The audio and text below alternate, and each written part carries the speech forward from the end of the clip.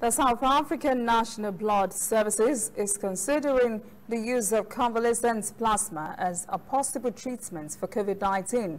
Convalescent plasma treatment involves taking antibodies from the blood of recovered patients and transferring it to infected persons. Correspondent Julie Schuer explains how that works. CEO of South Africa's National Blood Service, Jonathan Lowe, was one of the first COVID-19 patients in the country. Lowe donated his plasma on recovery. He's now driving the process to begin clinical trials to use convalescent plasma transfusion on those who are critically ill. We'd like to conclusively prove that this treatment works. And if it does work, and we show that conclusively in the early stages of the disease, we'll break the trial and start making the convalescent plasma freely available to everybody that can get it as quickly as possible. Donors are subjected to rigorous screening.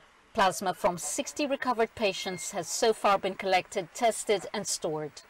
People that have had COVID-19 and have recovered fully and are 28 days after typically having fully recovered.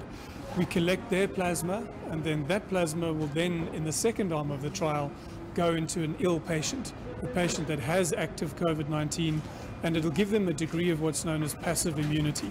So that is when you use somebody else's antibodies to give your body a chance to produce its own antibodies in fighting this disease. Convalescent plasma therapy could be a quicker alternative to vaccines being tested on the local population. So vaccine is probably another year or 18 months away. This is something that we can do right now that will hopefully make a real difference to people's lives. South Africa is at the moment sort of peaking with the epidemic, so this is the perfect time to find a large number of people that are in the recovery stages and are able to donate.